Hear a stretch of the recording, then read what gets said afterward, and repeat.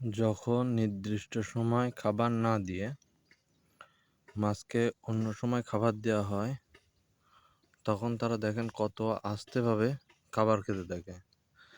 দেখেন, সবার কিন্তু খাবার একটা শিডিউল এবং রুটিন আছে।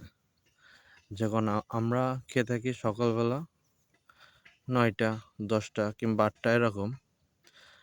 দুপুরে লাঞ্চ করে থাকা হয় 1টা থেকে 2:30টার ভিতরে। আর রাত্রেবেলা হচ্ছে গিয়ে 9:30টা থেকে 11টার ভিতরে। এরকম একটা শিডিউল কিন্তু সবার কম বেশি থাকে। এটা আমার কথা বলতেছি না, আমার রুটিন আবার অন্যরকম। আমার ব্যক্তিগতভাবে বলতেছি না, সবার ক্ষেত্রেই বলতেছি। কিন্তু যখন মাছকে খাবার দেওয়া হয়, সেরকম তাদের যে অভ্যাসটাতে আপনি পরিণত করবেন, তাদের যদি সকাল 10টার সময় খাবার দেওয়া রুটিন করেন, আপনি সকালবেলা দেওয়ার সাথে সাথে মাছ চলে আসবে। দেখেছেন, আমার অন্য ভিডিওতে কিন্তু খাবার দেওয়ার সাথে সাথে মাছ চলে আসছে। আজকে কিন্তু আমি একটু অন্য সময় খাবার দিয়ে আপনাদের দেখাচ্ছি। অনেক সকালবেলা খাবার দিয়ে আপনাদের দেখাচ্ছি বিষয়টা, যে আপনি যে অভ্যাসটাতে তৈরি করবেন আপনার মাছকে, তারা কিন্তু সেই অভ্যাসেই পরিণত হবে। তারা কিন্তু সেইভাবেতেই ঘেরে থাকবে। দেখেন কত স্লোলি দুই একটা করে খাবার খাচ্ছে এবং এইভাবে চলতেছে। তাহলে কি বোঝা যাচ্ছে? যে আপনার সব কিছু একটা রুটিন মাফিক কাজ করতে হবে।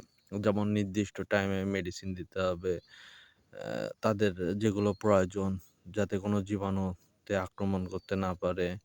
তারপরে নির্দিষ্ট সময় তাদের খাবার দেওয়া, তারপরে নির্দিষ্টভাবে মাছ চেক করা, যে আপনি যে খাবার দিচ্ছেন সে খাবারের নির্দিষ্টভাবে আপনার যে গ্রোথ, মানে আশাকতা কিংবা এফসিআর ঠিকমতো পাচ্ছে কিনা। মানে খাবারে কিন্তু একটা নির্দিষ্ট এফসিআর আছে, মানে আপনার গড় একটি মাছের যতটুক খাওয়া আজকে কালকে গড়ে মনে করেন যে 20 দিনে যদি 1 কেজি খাবার খায়, তার এফসিআর কতটুক হচ্ছে সেটা পরিমাপ করা।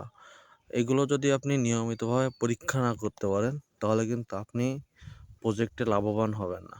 অবশ্যই যারা অভিজ্ঞ ভাইরা আছেন, তারা আমার কথার সাথে মনে হয় একমত হবেন। অবশ্যই তারা কিন্তু কমেন্টে জানাবেন যে আমি কথাগুলো ঠিক বলতেছি কিনা। কারণ আপনি খাবার খাওয়াচ্ছেন মাছের, আপনি অ্যাকুরেট গ্রোথ পাচ্ছেন না, তাহলে কিন্তু আপনার সেই টাকাটা বৃথা চলে যাবে।